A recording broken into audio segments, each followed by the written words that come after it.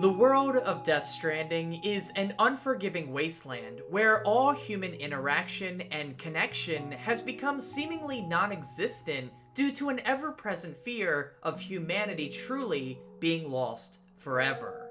When we as people are afraid to love and imprison ourselves physically and mentally, we as a species are worse off, and only through connection can we truly create meaning in our lives. One man, Sam Porter Bridges, begrudgingly attempts to reconnect and reinvigorate America over the course of the game. But it's his first real mission into the collided worlds of the living and the dead that not only carries this powerful message, but also helps us to understand the survivors of this harsh and broken land in a truly grounded biological and psychological way. The mindset of the people living through the Death Stranding has a strong foundation in human biology. More specifically, it's done by basing much of it on a very real hormone that plays a part in determining our moods and our stress levels, and it's called oxytocin. So today, in this episode of Psychology of Gaming, the series where we look at how psychological principles are worked into games and how games can affect us psychologically, we venture into the world of Death Stranding and explore how oxytocin, or more specifically, how the lack of oxytocin has wreaked havoc on the people of this world in multiple ways.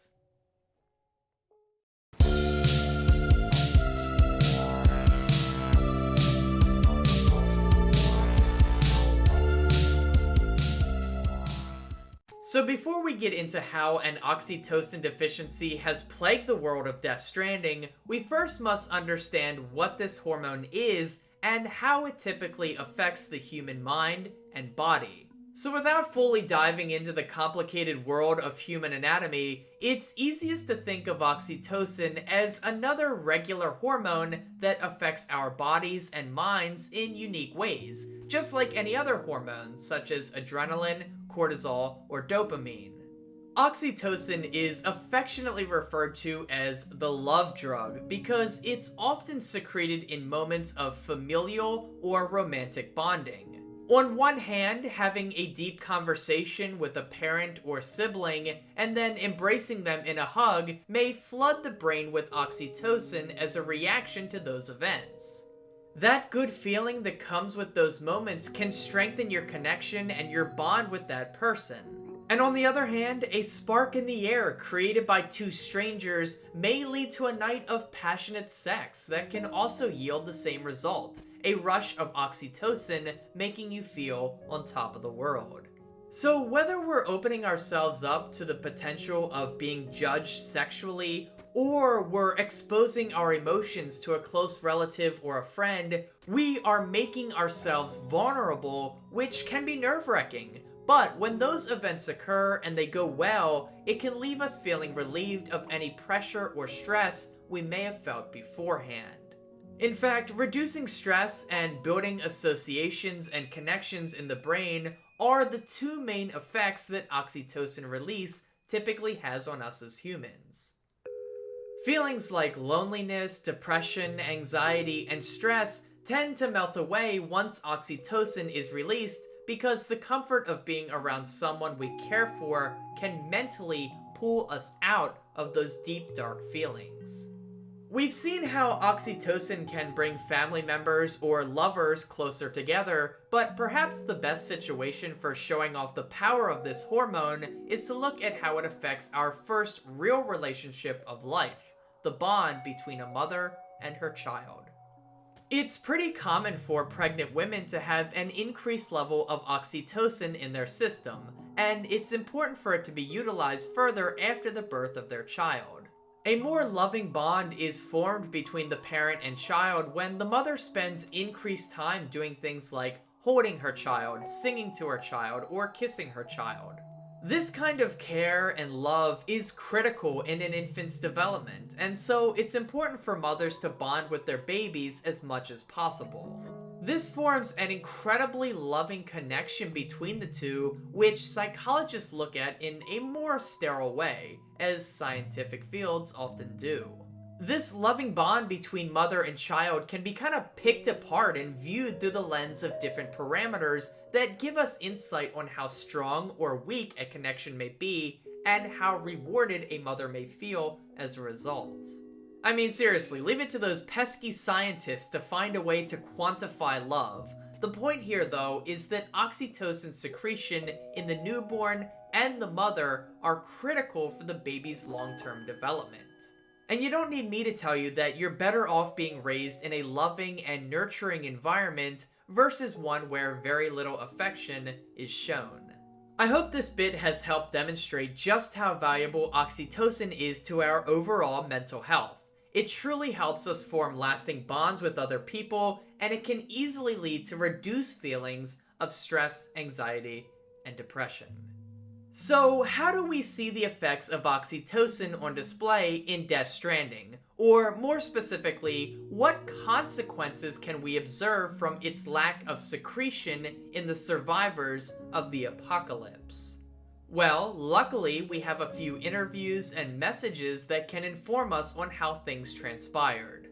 So, after the first few voidouts, which are catastrophic explosions that result from the world of the living colliding with the world of the dead, survivors who were trapped in the rubble bonded with one another, which actually made their predicament just slightly more bearable. The feeling of not being alone during the disaster was a rallying point for some humans, but unfortunately, that sensation of connection was severed when people discovered that contact was actually the catalyst for the Death Stranding. It made the citizens of the UCA all the more weary of touching one another for fear of causing a voidout. We've come to understand that voidouts occur when antimatter from BTs come in contact with living beings, not from two living beings touching. However, it's not that clear that society as a whole understands this, and their extreme precaution in interacting with one another is pretty justified if you consider the mindset that a hug may trigger the death of millions. This led many folks to a life of celibacy, isolation, and in Sam and many other cases, aphenphosphobia, the fear of touch and intimacy. I've said this a few times before over the series, but it's worth repeating. We as humans are extreme social creatures, and having a sense of belonging and love in our lives is one key part of feeling fulfilled. But in a world where tender touch could easily blow away millions, it's not that hard to see why people are locking themselves away. Needless to say, this ever-present lifestyle where the people live untouched and uncared for leads to vast amounts of oxytocin deficiency amongst those living in the Death Stranding world. The lack of this happy hormone leads to feelings of loneliness, depression, anxiety, and fear running rampant through the existing population. They feel completely detached from the lives that they lived before the Death Stranding, and in part they feel pretty empty as they shed a certain level of their humanity just to survive. We can see this pattern of seclusion in the data points that report a much higher rate of asexuality coupled with a lower rate of sexual abuse crimes and birth rates following the Death Stranding. It's truly a sad reality for these folks. They're afraid to touch and to love. So to mitigate these awful feelings due to the oxytocin deficiency in their minds, couriers and porters are often asked to transport smart drugs to different settlements, one of which being oxytocin itself. This is the position that we and Sam Porter Bridges find ourselves in during the first true expedition into the open world. We learn that a settlement west of Capital Knot City is in desperate need of oxytocin, as keeping people stress-free is critical in maintaining this community. Die Hardman views it as a great opportunity to start Sam's quest to reunite America by helping these people in need and then linking them up to the chiral network. Die Hardman, Bridget, and the rest of Bridges believes that the only way to overcome the Death Stranding is to come together and use all the information we've learned over the course of human history to find a solution to it. This huge undertaking will require a vast amount of communication between settlements supposedly separated by thousands and thousands of miles. It will be up to Sam to complete this monumental task, but luckily it appears that porters are revered amongst the living population due to how dependent these settlements have become on getting their drug fix. We can gather from additional interviews and data points that before the Death Stranding, many jobs were lost to drones and AI throughout the delivery business, and this took a bit of a toll on the health of humans who felt their purpose in life had been removed. So in order to avoid a future where humans became fully reliant on machines, laws were passed that required companies to use human beings as delivery men. And this proved to be a worthwhile move following the Death Stranding. With the Timefall Rain and Chiralium shutting down the ability to use drones, porters became so much more important in the survival of the human race. Talk about a huge ego boost for these people. These men and women who traveled through BT territory and Timefall Rain aren't immune to requiring a certain level of oxytocin to maintain a healthy functioning mind, and many of them got their fix from the praise received by delivering packages to the isolated communities. For them, it created a similar feeling to receiving a like on social media. A quick way of boosting our mood. It's a little notification that said someone else approves or likes what we're doing or what we look like. It can be an addictive format that results in a quick way to boost our self-esteem. Even Kojima himself pokes fun at this human tendency to want likes on social media when he says, quote, "Sounds weird, I know, but that's the truth," end quote, in one of the written emails outlining this phenomena in-game. He even takes this to a literal sense by having much of what a porter does rewarded by actual likes. When you complete a delivery or aid a fellow porter by leaving behind a vehicle, bridge, or ladder, you are gifted in likes, similar to a dog receiving a treat after being told to sit. These likes and the sense of acknowledgement that comes along with them is what keeps porters' oxytocin levels functioning at a normal rate. But just like those who become dependent on receiving likes on platforms such as Facebook, some couriers become addicted to the oxytocin rush provided by completing deliveries, and many of these porters go rogue and become mules. In the game world, mules provide a human obstacle for Sam to contend with alongside of the geographical ones. These people set up camps in open fields where porters often travel, and they attempt to track them down and steal their packages, assumedly so that they can take those same packages and deliver them themselves and receive all the praise. Wanting to avoid a lethal encounter, they go after the player with non-lethal weaponry to knock out or stun you in order to steal your cargo.